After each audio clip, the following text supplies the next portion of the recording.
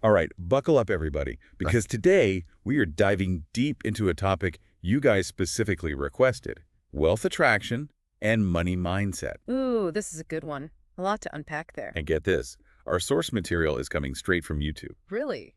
Interesting. Yeah, you sent over this video titled Key Wealth Secrets to Unlock Your Mind and Attract Money.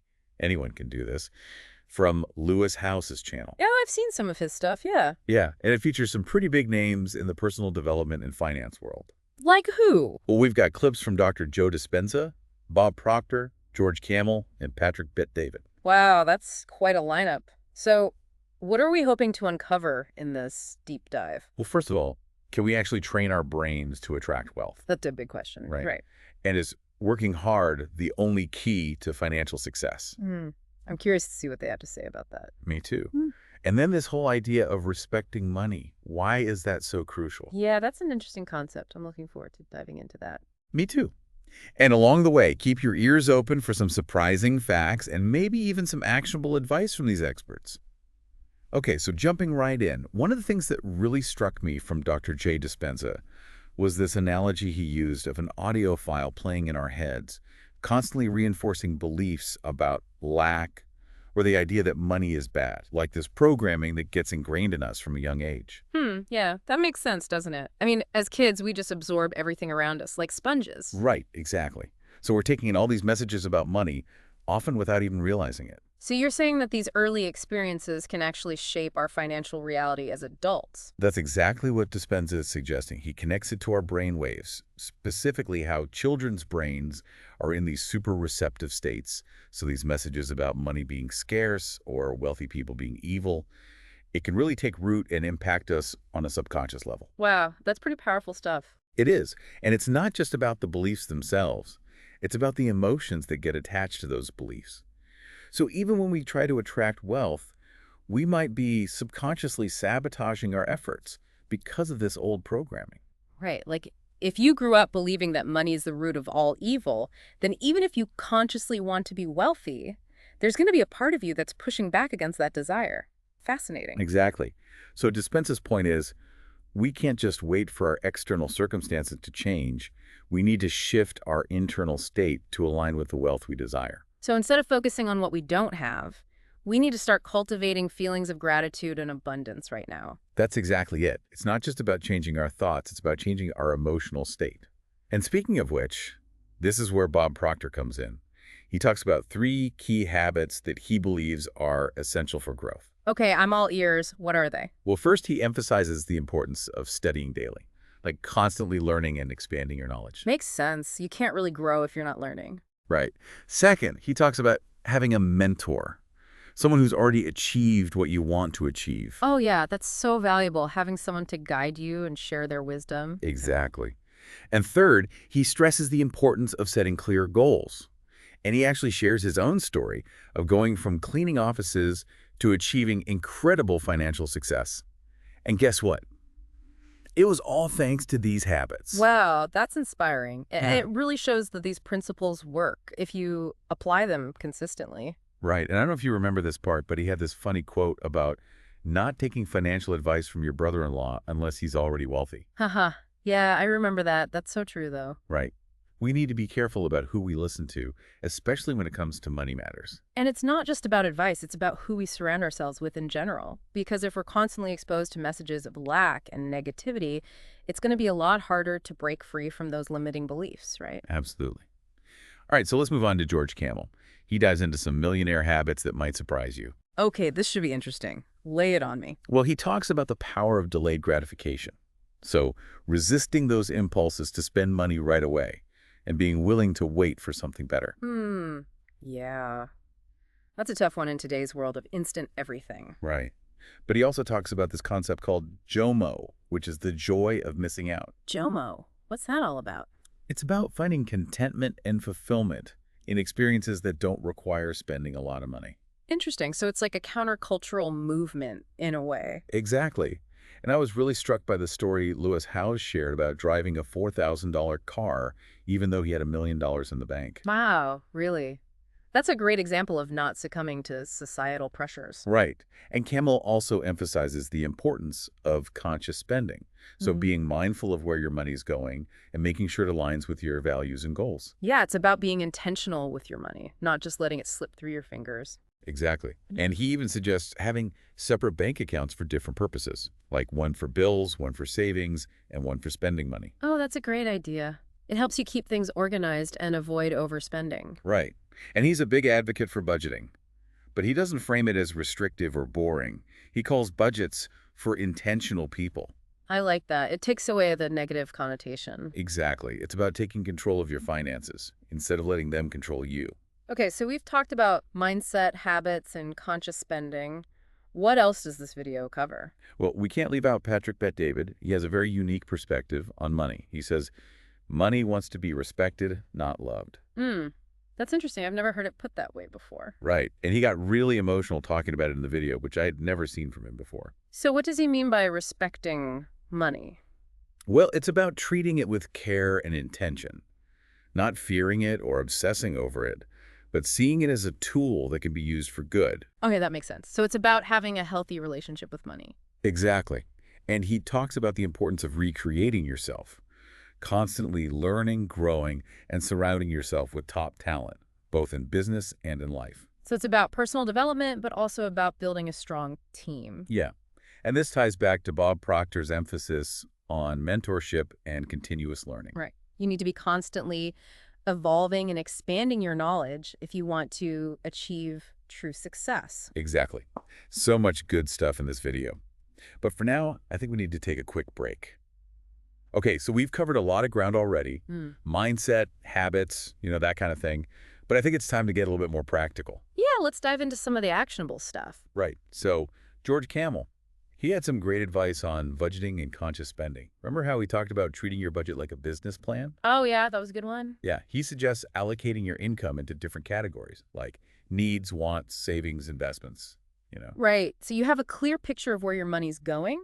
Exactly. Yeah. And tracking your spending, even if it's just for a short period of time, just to kind of see where you're at. Yeah, awareness is key. Oh, and he also suggests having separate bank accounts for different purposes. Like what? Like one for bills, one for savings, one for spending money. That makes sense. Kind of compartmentalizes things. Yeah, exactly. And then automating your savings and investments. Oh, that's a good one. Set it and forget it. Right. Take the emotion out of it. Exactly. And he also talked about negotiating your bills, right? Yes. Shopping around for better deals on things like insurance and utilities. Yeah, every little bit helps. And what about debt? Did he have any advice on that? Oh, yeah. He suggests tackling the smallest debts first to create momentum. Oh, that's a smart psychological approach. You get those small wins and it keeps you motivated. Right. And then he reminds us that getting out of debt, it takes time.